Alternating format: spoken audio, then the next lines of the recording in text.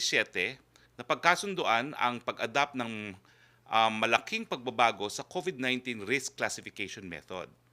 Isa sa major changes ang paggamit ng new parameters for escalation and de-escalation of risk classification. Ito po yung kung magiging mas mahigpit o mas maluwag ang kanilang community quarantine. Para sa escalation, yung paghihigpit, tinitignan po yung healthcare utilization rate or HCUR ng mga kama at mga gamit para sa COVID-19. Siyempre po, kung nauubos na ang mga kamang yan, mas tataas po ang quarantine classification. Para naman po sa de-escalation, yung pagluluwag, ang mga sumusunod ang naging parameters. Yung healthcare utilization din po, yung daily attack rate, 2-week growth period, at case doubling time. Yung mga barangay na may bagong kaso sa nakalipas na 14 na araw, surveillance, contact tracing, at isolation efficiency. Dapat po mapakita nila na kaya nila yung contact tracing. Yung walang local transmission mula sa locally stranded individuals returning overseas Filipinos, yung index case sa loob ng 2 linggo, at yung sinarang establishmento o apektadong mga manggagawa dahil sa COVID-19.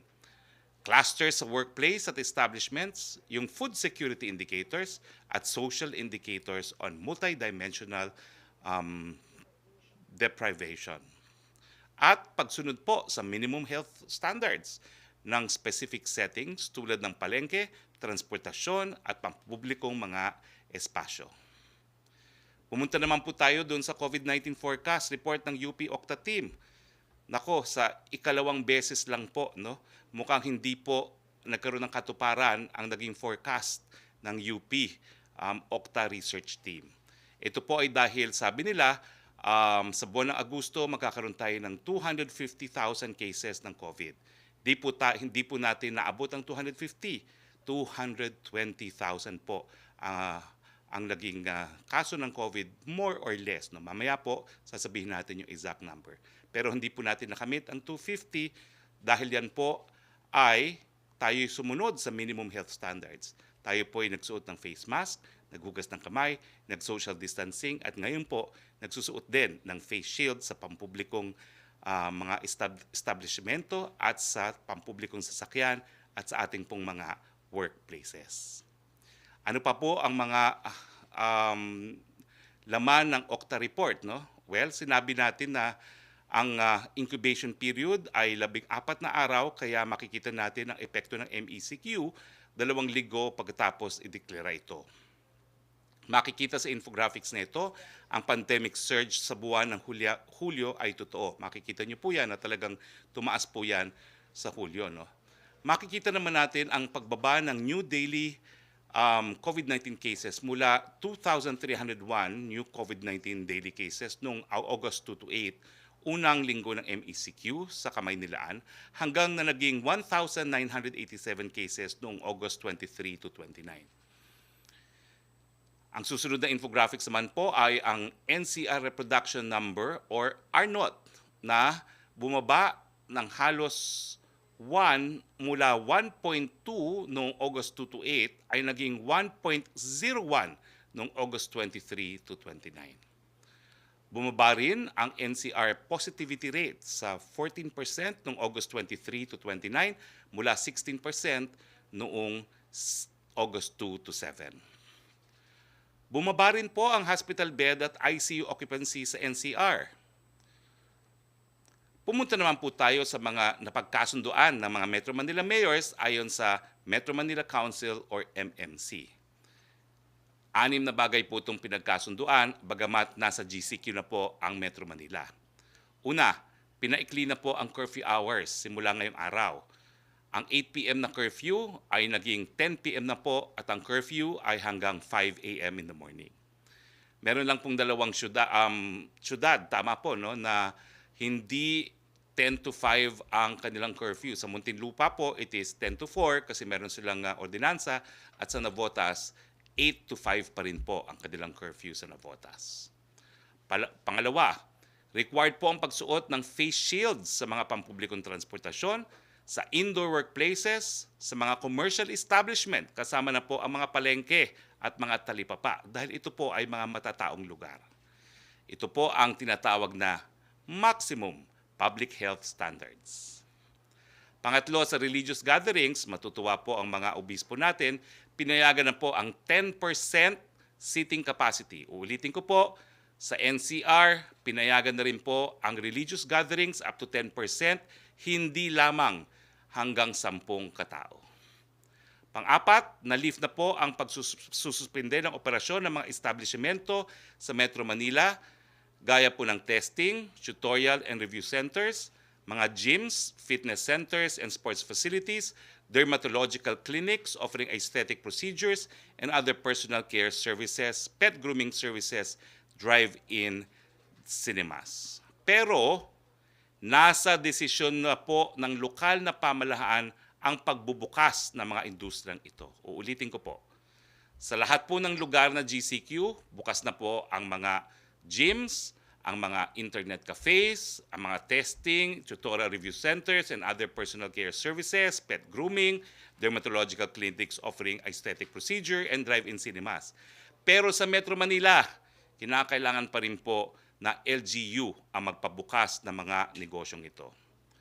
Ang LGUs rin po ang magbibigay ng specific guidelines para sa gyms, fitness centers, internet cafes, sports facilities, kasama na po dyan yung additional health protocols, operational capacity at operating hours.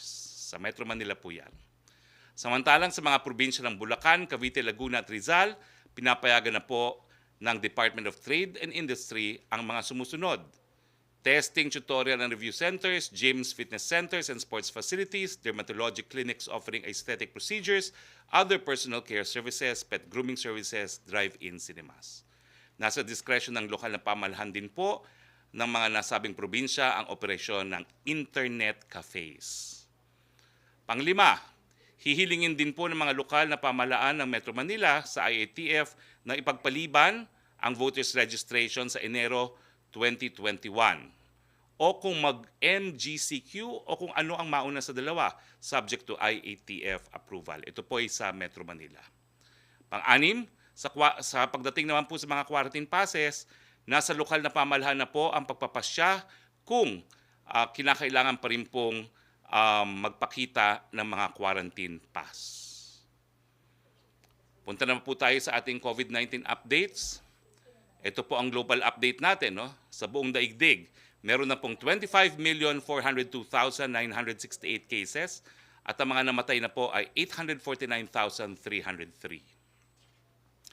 Nangunguna pa rin po ang Estados Unidos na pinakamaraming kaso at 6,028,012. Ang mga namatay po sa kanila ay 183,563. Sumusunod pa rin po ang bansang Brazil, 3,908,272 cases at 121,381 deaths.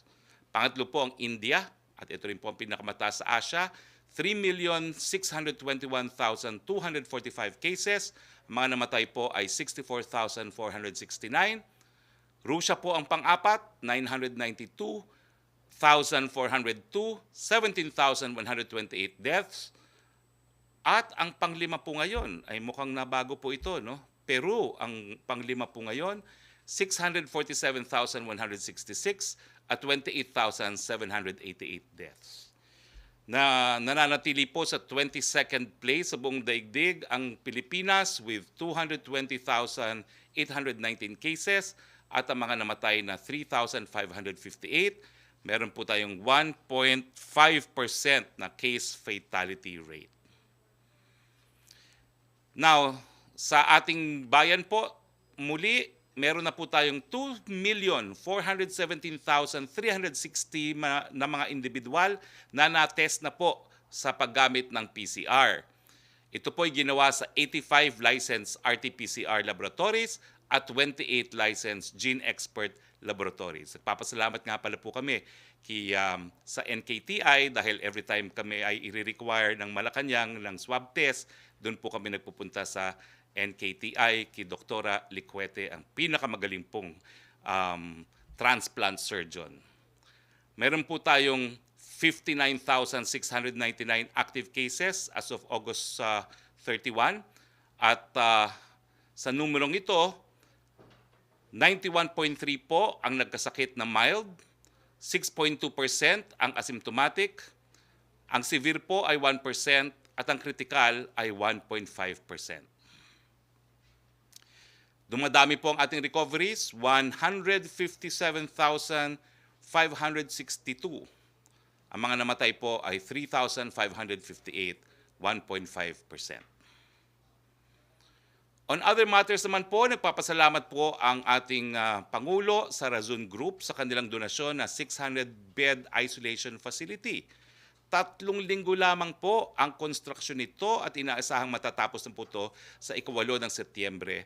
At ito po ay naghahalaga ng hindi bababa sa 200 million pesos. Nakikita niyo po ang mga larawan noong isolation facility. Ito po ay nandoon sa dapat na lugar kung saan itatayo ang Nayong Filipino. Okay? Bukod po dito sa bagong isolation facility sa Nayong Pilipino, meron din po tayong bagong 650-bed quarantine facility sa Calamba, Laguna. Ito po ang pinakamalaking quarantine facility sa labas ng Metro Manila. Ito po yung Calabarzon Regional Government Center na ginawang mega quarantine facility para sa mild at asymptomatic patients. At sa ikalimang palapag ay para naman maging quarter area ng ating mga frontliners. Dito po tayo nagtatapos ng ating presentasyon. Kasama po natin ngayon, walang iba po kundi si Budget Secretary Wendell Avisado para bigyan naman po tayo ng briefing doon sa sinumiting national budget para po sa taong 2021. Secretary Wendell Avisado, the floor is yours.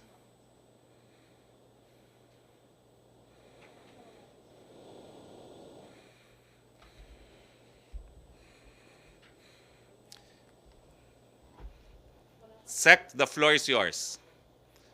Wala pa pong audio. You. Yes. Thank you very much, Sexo Harry. Nag-unmute lang ako. Magandang tanghali po sa inyong lahat. Gusto ko pong sa lalong maikling paraan ay mapaabot sa inyo ano na po ang kaganapan ngayon dito sa Department of Budget and Management. At gusto ko pong paalam sa inyo una muna, yung kasalukuyang estado ng ating budget. Tapos pupunta tayo, sisigway tayo doon sa COVID-19 expenses natin. And then tuloy-tuloy tayo doon sa Bayanihan 2 at saka yung sa ating naisumiting proposed fiscal year 2021 national budget. So, dala nga po nung pagsubok na kinakaharap natin sa COVID-19, talagang sobra-sobra po at bihamak na napakahirap ng ating dinadaanan. Subalit sa panig po ng pamahalaan ay patuloy po ang pagbibigyan ng serbisyo sa ating mga kababayan. Yung may hawak po ng slide ko, nasa slide 3 na po tayo. So sa kasalukuyan po, para sa taong kasalukuyan, of the total 2020 national budget, 94% of it has already been released to the various departments and agencies. Despite the current health crisis, nagsisika po tayo na maparating ang mga budget ng ating various departments. Dito nga po sa COVID-19 releases as of August 28, next slide please. Makikita natin na umabot na sa 389.06 billion ang nagagasta ng ating pamahalaan as of 28 August. At ito nga po ay nangyari dahil sa pagkapasa ng Bayanihan to Heal as One Act, and the government was able to shore up resources to fund critical programs, activities, and projects. Ang karamihan po sa COVID-19 budget ay napunta po sa mga programang nagbibigay ng tulong sa ating low-income households, displaced formal and informal workers, distressed overseas Filipino workers, and affected farmers and fisher folks. Ang Department of Social Welfare and Development po ang siyang nakakuha ng pinakamalaking release po natin na umabot sa 211.6 billion. And for the first tranche of the implementation, the DSWD has already served 17,686,842 beneficiaries. While for the second tranche, umabot po ng 13,364,915 beneficiaries ang nakatanggap po ng SAP. Yan naman po mga beneficiaryo under the Dole Camp and Tupad programs, DOF, SSS Small Business Wage Subsidy Program, as well as DA's Farmer Financial Assistance Program and Expanded Sure Aid and Recovery Project for Farmers and Piso Folks. Natanggap na po nila lahat ng kanilang mga assistance as of August 26 of this year. Ang Department of Health naman po ay na-release namin ng umabot ng 48.98 billion para po makabayad sila ng hazard pay, special risk allowances of deployed health workers, procurement of PPEs, and purchase of COVID-19 testing kits among others. Dito naman po sa Bayanihan 2, nakahanda naman po kami to release at least 140 billion more or less to support the Bayanihan Bill 2. Our efforts to fund COVID-19 response programs for the remainder of the year do not stop here. That is why we are thankful to Congress na ipinasa nila yung Bayanihan 2, and it is now with the Office of the President through the Office of the Executive Secretary for review and signature. Ito po yung breakdown ng proposed Bayanihan 2 allocation. Sa health po ay nasa 21 billion at may standby fund na 10 billion, total of 31. Ang cash for work naman ay 18 billion, ang social assistance 6 billion. Ito po yung government financial institution capital infusion of 39.47 billion at may standby fund na 15.53 billion.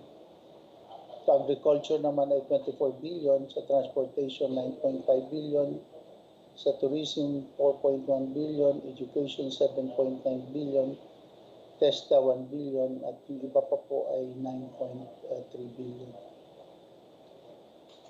Yung pong isinumite natin na proposed fiscal year 2021 national budget or national expenditure program ay naisumite namin last August 26 sa Congress. And next year's budget, proposed budget, is higher by 9.9%. And it will focus on containing the spread and mitigating the effects of the virus while restarting and reviving, re-energizing our economy to help our nation reset, rebound, and recover. By expense item po, for personnel services, abot siya ng 29.2%, capital outlays 20.4%, or in the case of personal services, abot ng 1.316 trillion, sa capital outlays 920.5 billion, yung share ng mga LGUs sa IRA nila 837.8 billion, MOOE 15.5 or 699.4 billion. Ang debt services natin ay 12.4 or 560.2 billion. Support to GOCCs at 3.5% or 157.5 billion, and tax expenditures natin at 0.03% or 14.5% or rather billion. By sector naman po, social services will have 36.9, economic services 29.9, general services 16.1, debt burden at 12.4 and defense at 4.7. As proposed po by budget by region, Luzon will have 17.5% or 790.2 billion, NCR will have 1.487.9 trillion, Visayas will have 8.3% or 374.1 billion, and then Mindanao will have 11.8% or 500.6 billion. Ito po yung top 10 departments, so will have the biggest share of the total budget. Education, which includes DepEd, SUCs, CHED, and TESDA at 754.4 billion. DPWH at 667.3 billion. DILG at 246.1 billion. DND at 209.1 billion. Department of Health at 203.1 billion. Department of Social Welfare and Development at 171.2 billion. Department of Transportation at 142.6 billion. Department of Agriculture at 66.4 billion. The Judiciary at 43.5 billion. And finally, the Department of Labor and Employment at 27.7 billion. So ito po ang preliminary facts and figures na nais namin parating. Gusto po din namin malaman ninyo na mag-uumpisa na po ang pagdinig ng proposed 2021 national budget simula September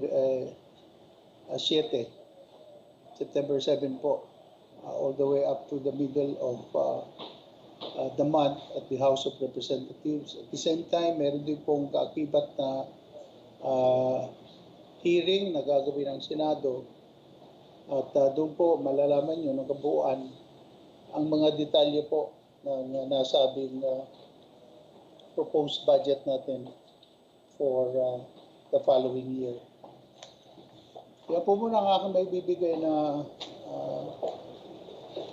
updates sa ating mga kaibigan, kasamahan sa media. At kung meron po kayong mga katanungan, sige po, gagawin natin na lahat para masagot po ang mga katanungan. Maraming salamat, Secretary. Maraming salamat, Secretary Wendell Avisado, at I hope you can stay po for an open forum. Alam ko po maraming tanong sa inyo ang ating mga kasama dito sa Malacanang Press Corps. Siyempre po, hindi nabanggit, pero champion din po ang Office of the Presidential Spokesperson as having the lowest budget of all agencies in government.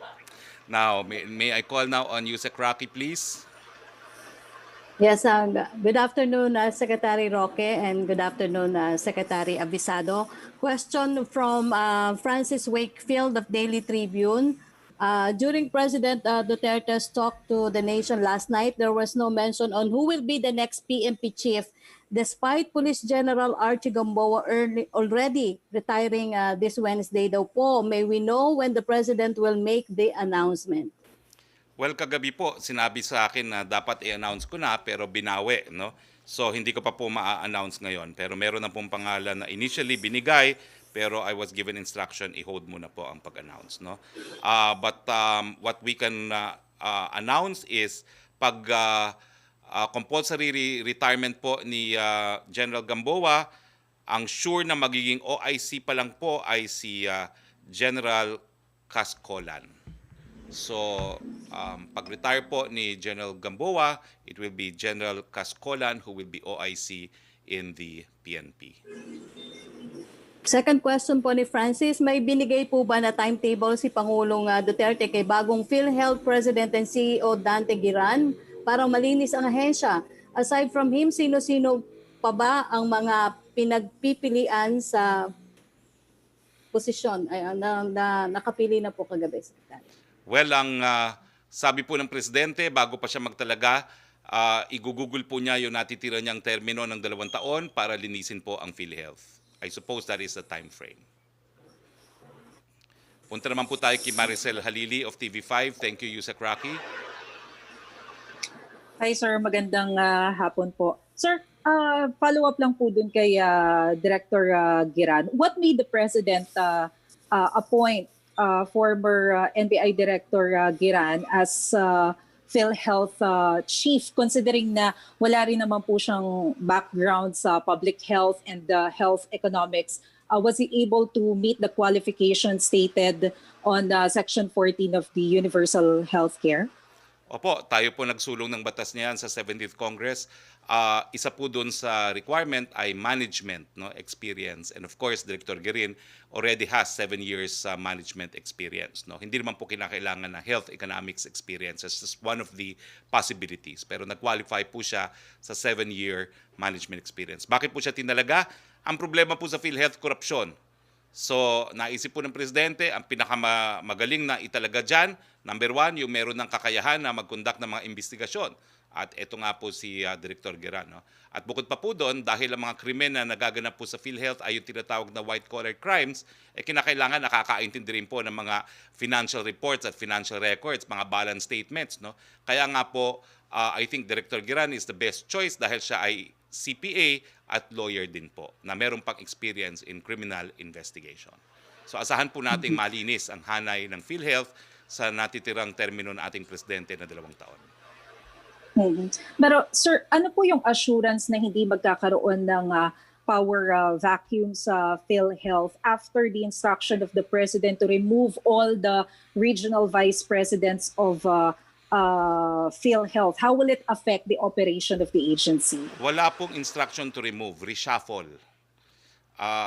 I-reshuffle po ang instruction niya. Wala po ako narinig na tanggalin kundi i-reshuffle.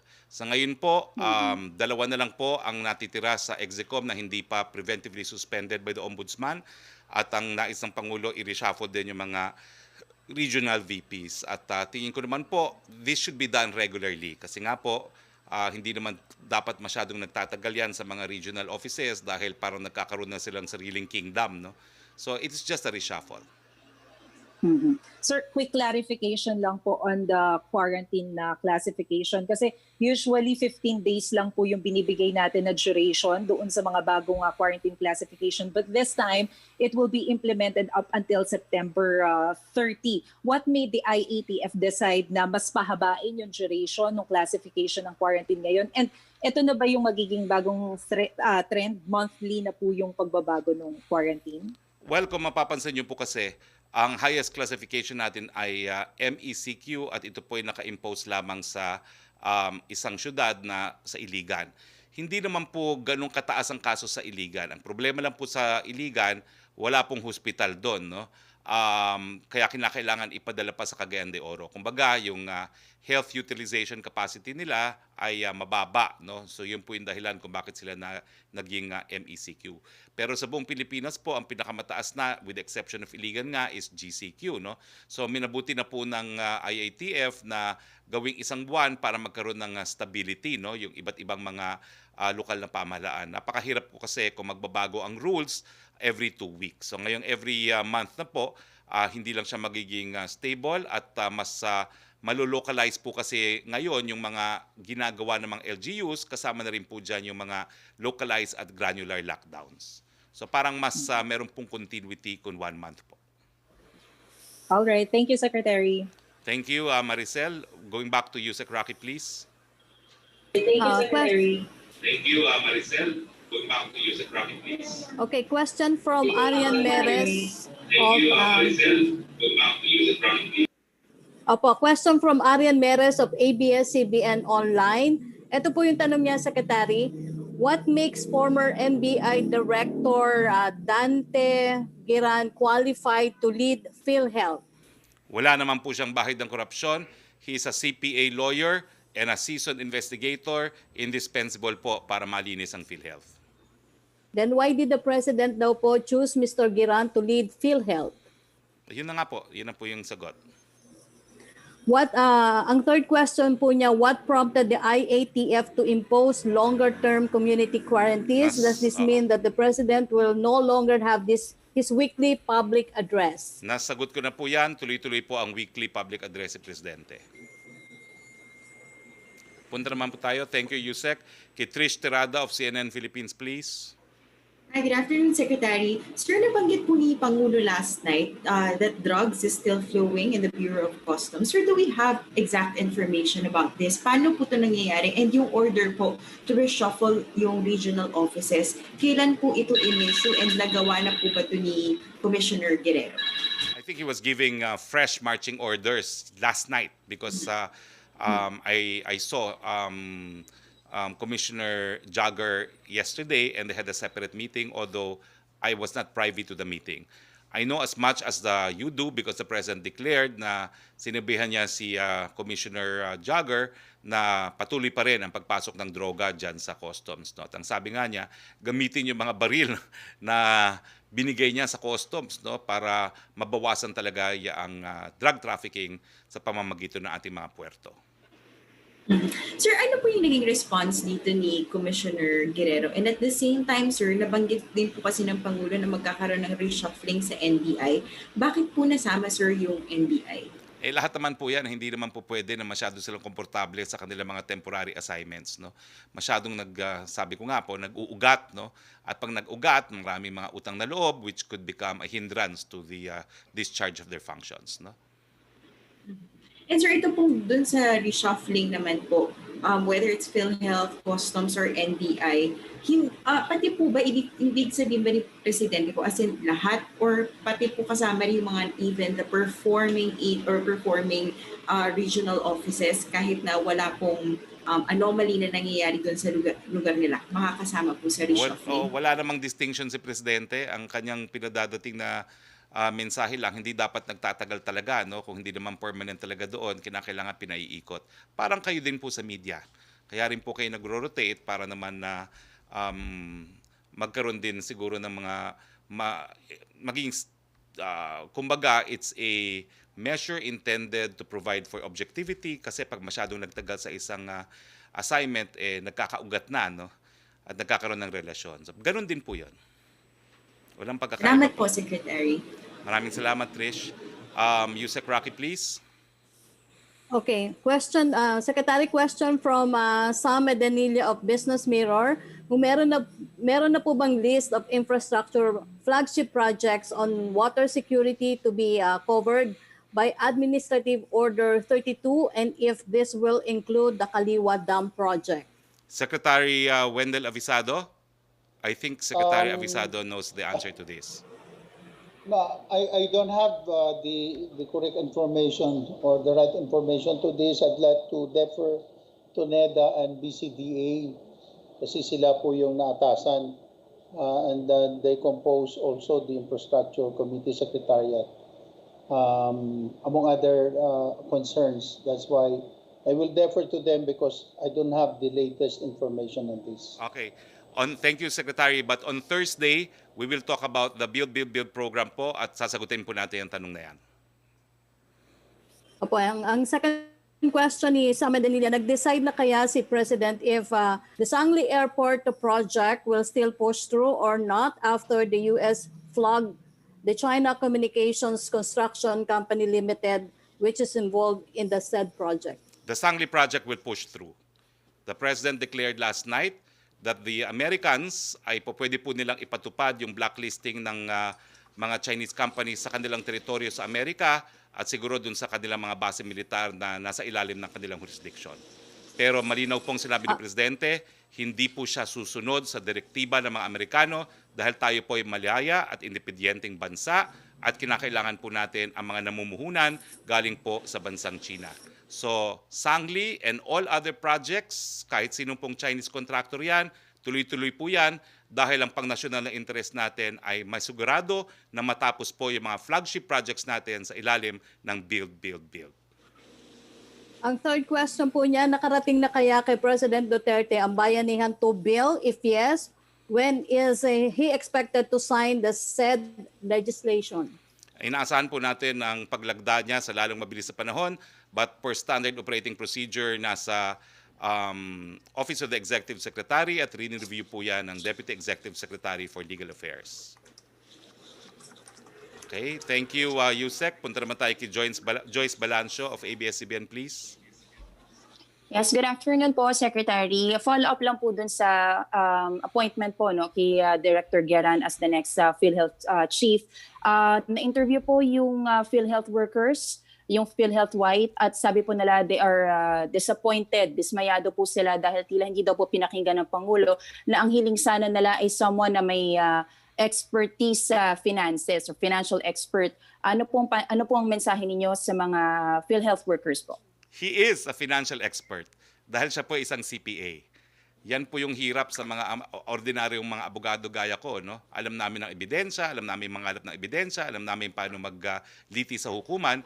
Pero pagdating na sa mga financial statements, talagang wala, hindi namin maintindihan. Pero si Director Giran po, siya ay CPA lawyer. So maintindihan po niya yan. At mas importante nga po sa pagliliti sa mga magnanakaw dyan sa PhilHealth, yung nakakaintindi ng mga financial reports. On another topic po, Secretary, any update po sa pagtatalaga natin ng Big Brothers sa city, sa NCR, and even nearby provinces? Ito po ba yung napag-usapan ng IATF? Because I also noticed ang Cebu City wala na po sa GCQ. Opo, naging epektibo po talaga yung ginawang programa ng Presidente sa Cebu. No? Well, lahat po kaming mga ng talagang Big Brothers ay bibisita sa aming mga na talagang mga syudad at munisipyo bukas po kung hindi po ako nagkakamali. No? So, yan po ay requirement na bumaba po kami at makipag-ugnayan sa aming mga katunggaling mga mayor. Ulitin ko po, nandun lang naman kami para siguraduhin na lahat ng mga kinakailangan ng lokal na pamahalaan na maibibigay ng national government ay maibigay sa lalong mabilis na panahon. Last na po for me, Secretary, nabanggit po ni President Duterte kagabi yung revolutionary government, and he said it is something that should be discussed publicly. Ano po bang ibig sabihin nito? Is he now open on revolutionary government? And ano po yung ibig niyang sabihin dun sa pagbanggit niya nito kagabi? Well, nananatili pa rin po ang paninindigan ni Presidente na hindi po kinakailangan ng revolutionary government sa ngayon dahil siya po isang constitutional government. Pero kung merong mga tao, mga sektor na merong mga hinanakit at tingin nila kinakailangan ng revolutionary government para ma-address itong mga hinanakit nila, dyan po papasok yung diskurso na pampubliko na sa mga issues na mahalaga sa ating mga pang-araw-araw na buhay bilang isang bansa. Yun lang po yan. Katunggali pala, no? Kaibigan, hindi po katunggalin. Ewan ko kung katunggali nga akin sinabi kanina sa mga mayor. Ang mga mayor po natin ay mga kaibigan, mga kasama, mga kapartners, hindi po katunggali. Kung gumamit ako ng katunggali. Okay? My mistake. Thank you, Secretary. Yusek Roque, please. Thank you po. Joyce? Secretary, tanong po mula kay Tuesday New ng DZBB kung may papalit na ba kayo kay PNP Chief Archie Gamboa or extend daw po yung term niya due to pandemic? The latest information which I got as I started my press briefing is kung wala pong permanent na matalaga, it will be General Cascolan as OIC po for the time being. Okay, tanong ni Chris Jose ng Remate, yung pagkadismaya daw po ng ilang empleyado sa pagkakatalaga kay NBI Director Dante Geran, may nabanggit na po kayo doon tungkol dito sa pagiging financial expert, sana yung gusto nila. Pero ang sabi po nila dito, dapat daw po ay may 7 years experience sa field ng public health at dapat daw po ay rekomendado ng board ng PhilHealth base na rin sa nakasaad sa Universal Healthcare Law. Well, ako naman po ang sumulat yung batas na yan. Kasama po ang management experience, hindi lang health management. No? At recommendatory naman po yun sa board. No? Pero ngayon sa board, meron po tayong 2 vacancy. So hindi naman po absolute requirement yan. It's discretionary. Or, yes please, next question. Ang tanong po ni Virgil Lopez ng GMA News Online para po kay Secretary Abisado, will the DBM release to the public of a breakdown how the government spent the COVID-19 related loans, grants, and bonds issuances? Naglabas po kami ng DBM circular letter dated, or rather number 2020-9, which directs all national government agencies and departments to submit reports on the utilization of their agency budgets for COVID-19 programs, activities and projects. Sa ngayon po, ang mga ahensya ay patuloy pa po na kinakalap lahat ng kanilang mga datos para makapagsabit po sila ng result ng kanilang paggamit ng pera na yan, at makakaasa po ang publiko that DBM ay i-disclose po ang lahat ng ito sa publiko. Yun naman pong sa mga utang, sa mga loans at mga grants na natanggap natin ay nasa poder po ng Department of Finance yan. Hindi po nakakarating sa amin yan ang mga datos niyan. Kaya po I will defer to the Department of Finance po. Meron lang po akong text sa ating bibwit. Ang sabi po ng aking bibwit, yung tinukoy na reshuffling kagabi ay reshuffling sa Customs at sa PhilHealth, hindi po kasamang NBI. Itago po natin ang aking bibwit sa pangalang Senator Bongo. Maraming salamat for this clarification, Senator. Uy, nanonood ka pala, Senator. Thank you. Joseph Morong of GMA. Joseph, be in good behavior. Nanonood sa iyo si Senator. Sir, anyway. Sir, clarification sa PhilHealth.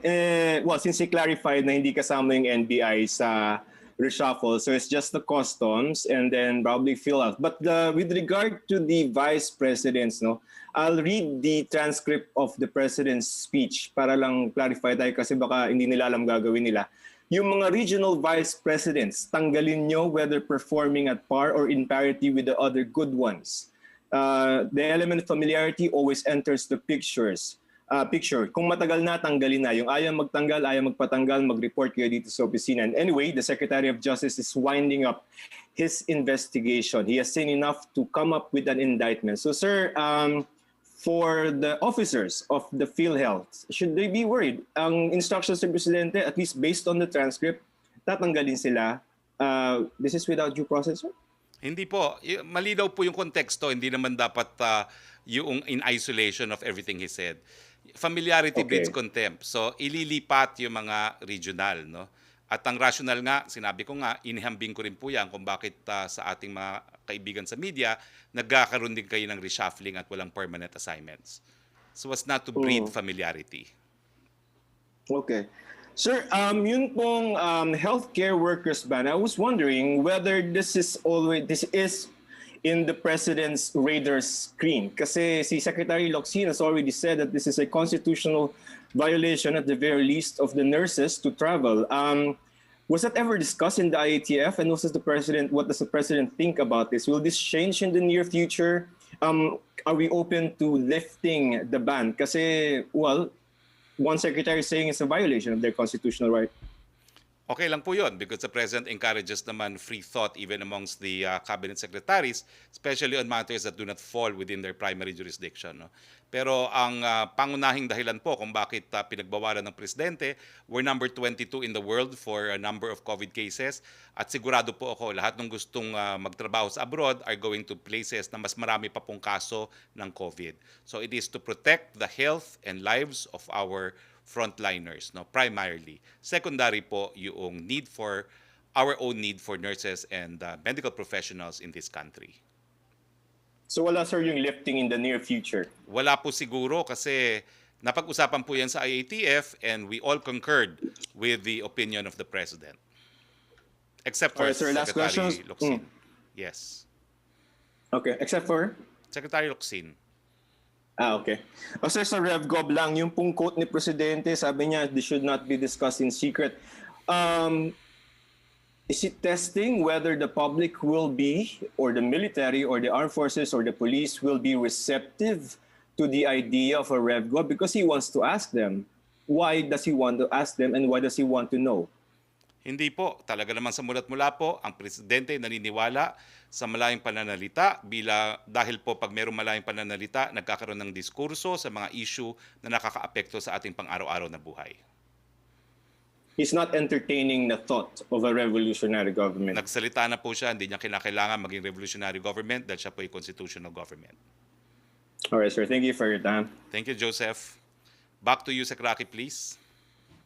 Secretary, ang question galing kay Ivan Mayrina ng GMA7 para po daw kay Budget Secretary Wendell Abisado. Ito po yung tanong niya. Senator Lacson wants to be clarified on certain items daw po in the 2021 budget na, to use his words, na uulit.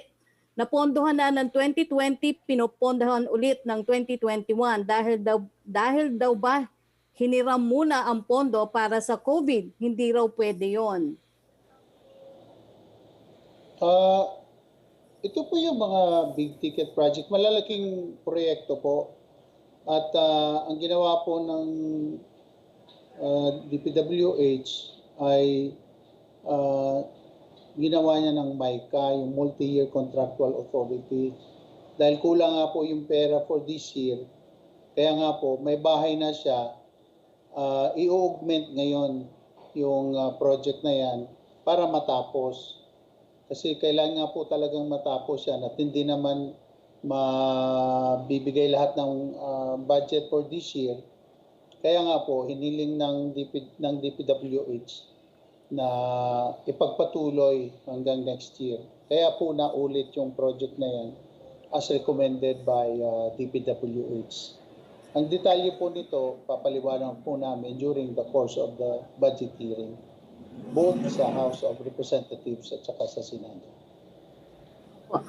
Yung second question po ni Ivan Mayrina ng GMA7, mula pa rin po daw kay from Senator Lacson. He said that year in, year out, bakit ang laki ng unused appropriations and yet here we are, utang tayo ng utang. Are we borrowing more than we need? And will there be measures to somehow reduce or manage our budget deficit? Lahat naman po ng mga departments ay nire-require po natin mag-submit ng SAOB, Statement of Appropriation, Allotment, Disbursement, Obligation, pati balances po nila. Kaya nga po, minomonitor po talaga natin yan. So yung pong may mga unused appropriations pa sila, yun po yung po pwedeng kunin sa kanila. At yan nga po nangyari dun sa Bayanihan 1. At doon naman po sa mga allotment nila, pag na-release na po yun, minomonitor din namin kung yan ba, inobligate ba nila o kung kahit na na-obligate nila, yung ba'y disburse nila. Kasi iba-iba po ang level po ng expense. Hanggang sa, kung may balance pa, malalaman din po namin yan. So minomonitor po namin yan at kung doon po sa punto ng pangungutang, yan po sa level po ng Department of Finance yan. Kasi po kami sa DBM, our task is to allocate the funds and monitor the releases up to its implementation. And then we report to the President and to the public ano po ang estado ng ating pera at paano po ito nagagasto at kung magkano pa po balanse. Tulad ng ginagawa namin na nire-report namin ito sa Kongreso every month po. Okay, salamat po, Secretary Abisado. Yes, we now go to Melo Acuña. Melo. Magandang hapon, Secretary. Medyo ticklish lang ito sapagkat gusto kong malaman ilan na po ang tinamaan ng COVID-19 sa ating government employees according to departments. Meron din kasing report na yung mga janitor at yung mga security guards tinamaan rin ng COVID-19. Will COVID-19 bring to a halt government services? Do we have programs for people afflicted with COVID-19 na hindi empleyado sapagkat job order kung hindi man na security guard o janitor? Yun po ang aking concern sa inyo, Secretary. Well, government will never shut down. Pinakita po namin dito sa ating munting tanggapan ng Office of the Presidential Spokesperson. Kahit ano pong nangyari, tuloy-tuloy po ang ating discharge ng ating katungkulan sa pagbibigay ng impormasyon sa ating taong bayan. Nagsarado po ang building, lumipat po kami ng venue, nag-broadcast pa rin. Nagkaroon po ng isolation ng mga manggagawa. Humanap po kami ng ibang mga tao na magbo-broadcast galing po sa pribadong sektor. So yan po ang tungkulin ng gobyerno, never to stop functioning, lalong-lalo na po sa panahon ng COVID. At pagdating naman po sa mga programa, yan po ang dahilan kung bakit nag-50% workforce po ang gobyerno para kung magkasakit po yung ilan, meron pa pong pwedeng magpatuloy po ng pagtrabaho sa gobyerno. So meron naman pong programa at ito po ay alinsunod na rin sa polisiya na ibinaba po ng Civil Service Commission. Pero hindi po natin kawani yung mga security guard at mga janitor. Ano po ang programa natin para sa kanila sapagkat kahit papaano, kung ma-expose sila, expose din yung mga taong makikipagtransaksyon sa mga opisinang ito. Well, lahat po sila ay covered ng ating polisiya on testing at lahat po sila ay subject to yung case rates na ibinibigay po ng PhilHealth kung sila po ay magkasakit ng malala or ng severe. Opo, para kay Secretary Abisado, magandang araw po, Secretary. Gusto Magandang ko lang araw po malaman kung ano po ang inyong pagtataya sapagkat nabanggit ninyo na 94% na nung budget natin for the year 2020 ang inyong naipamahagi. Paano po yung internal revenue allotment ng local government units sapagkat may nagsasabing LGU na wala na silang salapi na pangtustos sa mga nangangailangan. At pangalawa, God forbid kung may tumamang trahedya sa atin, meron pa po bang o sasapat pa po ba yung 6% na nalalabi sa budget para tugunan ang mga pangangailangan ng ating mga kababayan at ahensya ng gobyerno?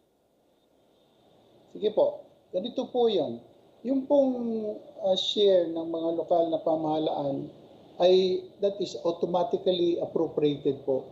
Hindi na po yan dumadaan sa DBM. In other words, the law itself says that since these are shares of the local government units, diretso na po sa kanila yan at dadaan lang po sa Bureau of Treasury. Issue lang kami ng NCA at pinoprogram po yan. Monthly po ang release ng pondo sa kanilang MDS account po. Kaya po makakaasa po tayong lahat na hindi po mawawala ng lokal na pamahalaan dahil garantisado po yan na share nila sa General Appropriations Act.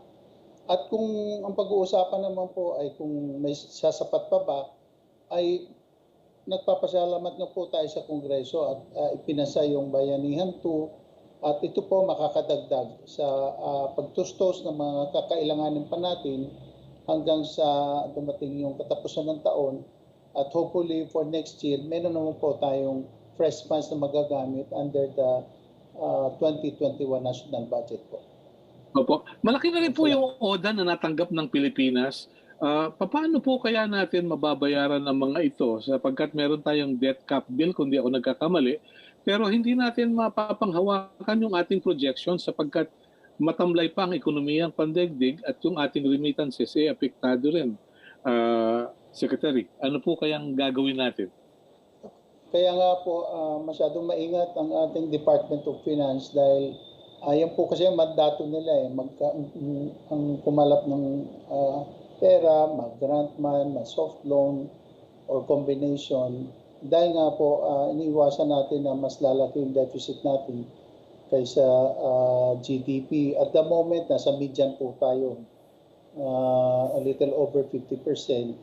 At nang sa ganon ay makakasiguro po tayo na mababayaran natin ang mga utang natin. At kahit po si Central Bank Governor Benjok na nagsabi na po na mas malaki pa ang ating reserve funds versus our indebtedness. Kaya po nasa mabuting estado pa rin po ang ating ingat yaman at ating pera natin at ang ating pong ekonomiya ay minamanage po mabuti para po magkaroon tayo ng sapat na recognition at ang ating credit rating kahit na paano ay nasa estado po na marami rin po naniniwala na ma-survive natin or hindi lang matapatan kundi malampasan pa natin ang mga pagsubok na ating kinakaharap ngayon po. Doon po sa inyo nakatakdang budget para sa susunod na taon, 754.4 billion ang para sa edukasyon. Doon po sa salaping iyon, ilan po ang nakalaan para sa school building program ng DepEd at ng TESDA at ng CHED? Ganito po, ang policy po ng gobyerno ngayon, yung pong mga kasalukuyan na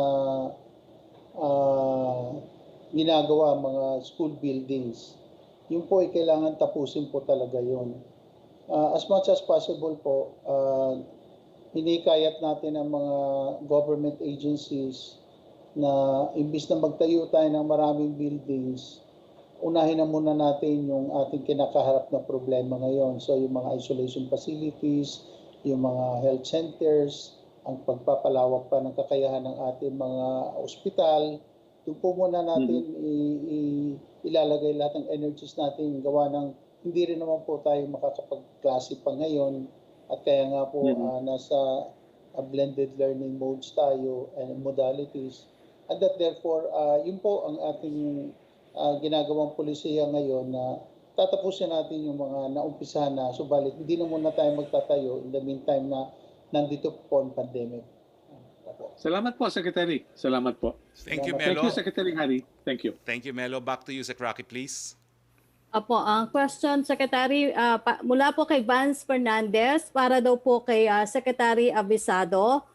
With the government departments getting a new budget, what would happen to the previous budgets daw po of certain departments that remained unused due to pandemic? One of them daw po is the DPWH. Ang totoo po niyan, sinisika po namin na ma-implement kung ano pa yung natitirang pera sa kanila dahil halos kalahati po ng budget nila nagamit talaga sa COVID. Kaya nga po, kahit na paano ay ginagawa po natin ang lahat ng paraan upang ma-implement din yun. Kaya nga po nag-ano siya, nag-spill over siya, kumbaga, next year. At naulit na kailangan lagyan pa rin sila ng budget dahil pag hindi po natin ginawa, hindi po matatapos yung budget. At wala po silang hindi na-utilize. In fact, konti na nga lang pong natira sa kanila. At ito po sa ngayon, patuloy po ang pagre-release namin ng SARO para kung ano pa yung natitirang mga projects na kailangan ma-implement this year, ay ma-implement po. Dahil kailangan din po kasi ng earning opportunities ang ating mga kababayan. Alam niyo po yung infrastructure projects, these are labor-intensive activities. Marami po makakapagtrabaho at isa din po yan sa trust at direksyon ng Pangulo na sa susunod na taon ay mas marami pang projects na gagawin para makapagtrabaho po ang ating mga naapektuhang mga kababayan. Salamat po, Secretary Avisado. Yes, Pierre Renada, please. Hello, Sec. Good afternoon. Sir, Good just to press on the point about si Sir Dante Hiran. Sir, kasi if we were to follow the UHC law to a T, diba, Hiran should have been recommended by the PhilHealth Board. And you said earlier that this is discretionary. But the UHC law is pretty clear naman, sir, na upon the recommendation of the board, the President of the Philippines shall appoint the President and CEO from the board's non-ex officio members. So, sir, why is the President not following this provision? Well, we do not know if there is such a recommendation. No? Majority of the board members anyway are ex-officio members of the cabinet. There's only 4 individuals who are not members of the cabinet as far as I know. Sir, what's the latest on discussions to hold a live press briefing with the President? Did he agree to it already? We're still awaiting the decision of the President, and we will inform you if there is already a decision and when it will be. Okay. And sir, for DBM Chief Avisado, sir, where are we on the President's promise to give a report on the COVID-19 procurements every month from all agencies? When can we expect to see this report? We are doing this every month to Congress, no? And in fact, that is also the directive of the President. Kahit pa nga yung procurement, gusto niya talagang malaman ng publiko, no? Paano ginagawa lahat yan. At in the second to the last cabinet meeting where I attended, yan po ang mandato niya na malaman ng taong bayan in whatever way lahat ng mga detalye ng bawat project. And magkakaasa po kayo na ginagawa po yan ng ating mga implementing departments and agencies. And we will make sure that we will make a follow-up on this because this is the President's directive. Well, sir, kasi the president mentioned suppliers. Like he wants the public, not just Congress, but the public directly to be informed of the suppliers for each procurement. So, sir, when will that be? When will you be able to report that to the public directly? Ang inaano ni Presidente lalo pa dito sa COVID-19 expenses at the chair of the National Task Force ay si Defense Secretary Delphine Lorenzana. At nagtutulungan nga po kami dahil siyempre sa akin magagaling yung datos kung magkano yung mga na-release na sa mga departments. And lahat naman din po na ito available po sa website ng DBM. Ang gusto lang talaga ni Presidente ay malaman kung sino ba nanalo. No? At ano pa ang background nito mga nanalong to. Dahil nga talagang pinipilit niya na maiwasan yung corruption. At pagka malaman kasi ng mga tao kung sino-sino yan, at least kung may mga information sila, makakatulong sila sa pagre-report. Na yung pala nanalo, meron palang bad record dyan, bakit siya pinanalo, etc. etc. So, malaking kaabalahan po yan kay Pangulong Duterte, pero sinisikap niya po talaga dahil gusto niya maputol itong mga katiwala na ito. At makakasa po kayo that we are coordinating with the other agencies para po matupad yung kautusan ng ating Pangulo patungkol dito sa bagay na ito. Thank you, sir. Okay. Dadagdag ko lang siguro, no, nasa online po yung lahat ng mga biddings na ginagawa sa PhilJep at hindi ko lang po sigurado kung pati yung mga winning bidders. Kung hindi po, siguro idadagdag na lang yan sa PhilJep website. No? Yusek Roque, thank you.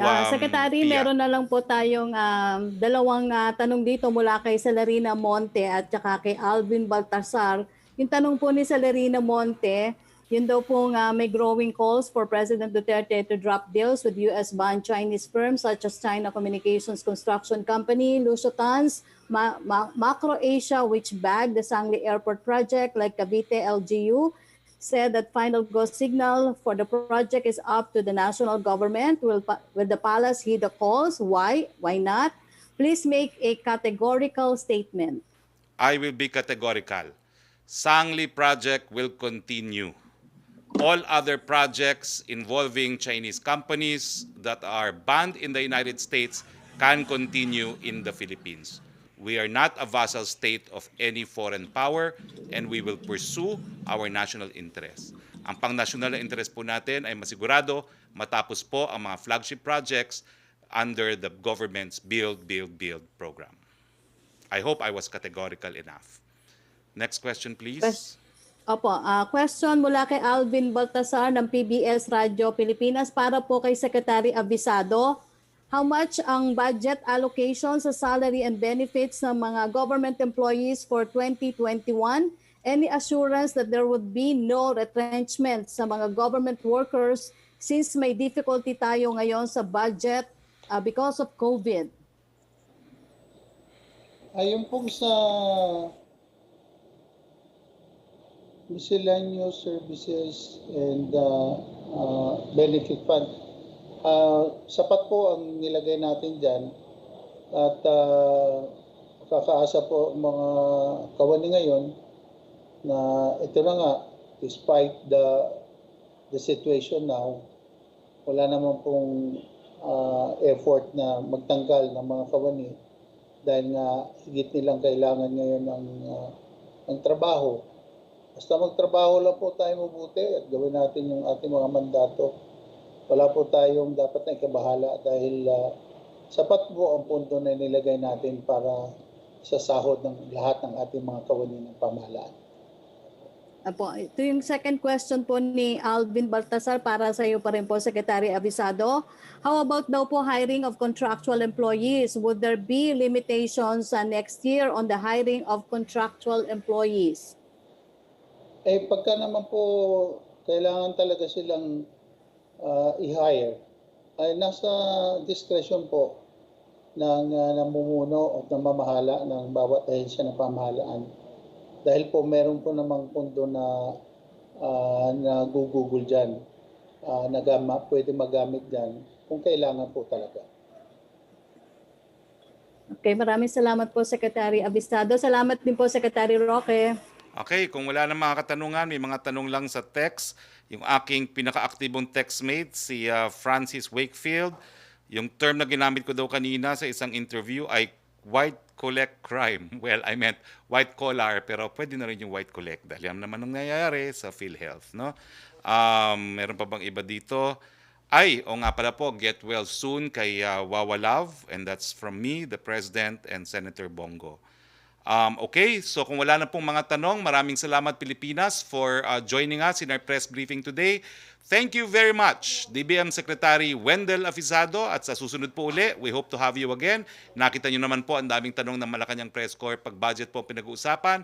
Thank you to the men and women of the Malacanang Press Corps, and thank you, Yusek Roque. So sa ngalan po ng ating Presidente Rodrigo Roa Duterte, ito po inyong spokesman Roque nagsasabi, Pilipinas, kaya natin ang COVID, kinakailangan lang pangalagaan, ingatan ang ating buhay para tayo po'y makapaghanap buhay. Magandang hapon po sa inyong lahat.